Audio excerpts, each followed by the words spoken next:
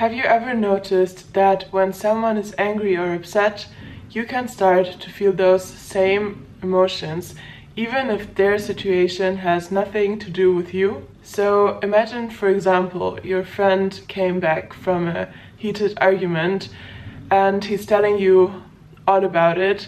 You hear the frustration, you hear the angry words, his voice is tense, and then you start to feel angry too.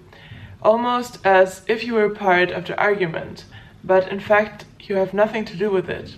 Why does this happen? Why do we adopt the emotions of others so easily, even when we have no real reason to do this?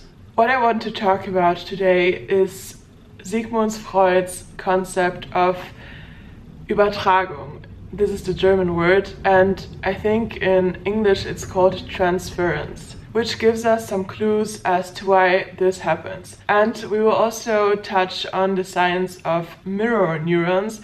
This is also a very, very interesting thing, because there are parts of our brain that mirror the behavior or the emotions of other people. Sigmund Freud is kind of the father of psychoanalysis, and he used transference to explain how, in therapy, patients would project emotions they had towards someone from their past, like for example their parents, or onto their therapist. Let's say the patient had unresolved anger on their father, and Freud noticed that the patient would sometimes try or even threat the therapist as if the therapist was the father.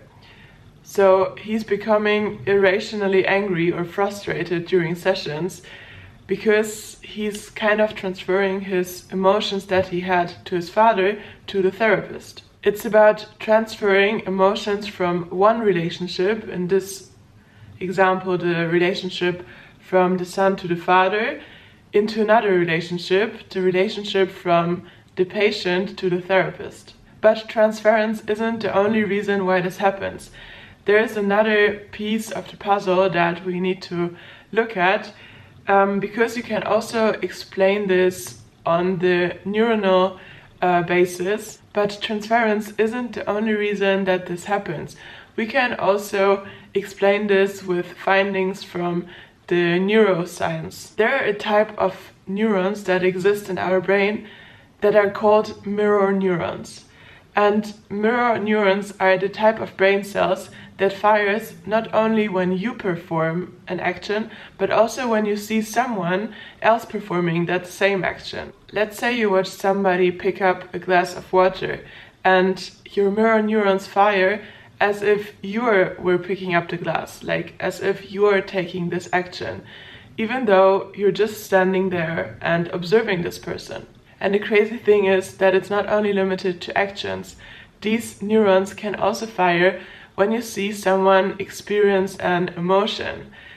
Another good example is, for example, I'm sure that you did this, you observe somebody that is experiencing pain. For example, somebody fell off a chair, or somebody, I don't know, fell on the ground. I don't want to invite these experiences, but I'm just saying. Or maybe somebody touched something very hot in the kitchen, and you observe this, and often we can observe in ourselves that we do something like that. When we see this painful experience in the other person, we're kind of experiencing it in ourselves, like we're kind of feeling this pain that the person is feeling, although we're just observing, because we're imagining how it would be for us to be in the same situation. So the same thing we can transfer to the example from the beginning.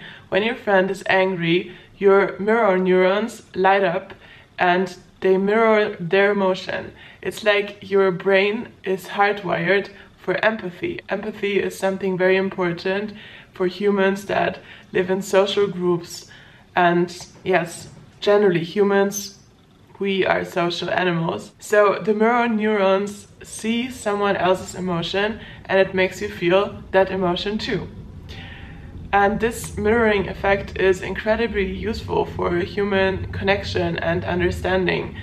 And yes, understanding the other person's situation and maybe also helping the other person if you know how they feel. But of course there's also a downside to this topic. Just because you feel someone else's emotion, it doesn't mean it's your emotion. So what can we do with this information? How can we stop ourselves from just adopting all the emotions that other people have but that are not ours? This is something very important, especially for therapists that are confronted with a lot of emotions from different people, and they need to have a border that they don't take up all of the emotions from their patients, because this can be very, very overwhelming and taking up much energy. So especially therapists need to know how to keep a clean space for themselves and not adopt all of the emotions. So the first step is awareness, understanding that transference and mirror neurons exist helps us to recognize when you're absorbing emotions that aren't actually yours. So sometimes you even have this thought of, why am I starting to get angry in this situation? You feel that you don't have a real reason or nothing before happened that could make you feel angry. So maybe it must be something that is not actually yours but from another person. Next time you start to feel anger in a conversation or frustration or sadness, pause for a moment and ask yourself, is this really my emotion or am I just picking it up from another person? Another very useful strategy is to mentally set a boundary. Imagine a clear line between yourself and another person. Maybe do this practice especially when you know that you will have a conversation with a person that feels a strong emotion right now. And imagine this clear line. This doesn't mean that you stop empathizing with them. No, it just means that you stay grounded in your own emotional state. You know where you are standing and where the position of your conversation partner is. And you feel this clear separation that these are not your emotions that are talked about in this conversation. So for me, this topic is very interesting, of transference and the mirror neurons, and how we unconsciously adopt emotions that are not ours, or sometimes we even mirror behavior or other actions. I hope this was a little interesting for you too, and maybe you already noticed this in yourself, but now you have like a deeper insight into why this is happening. Thanks for watching and see you in the next video. Bye bye.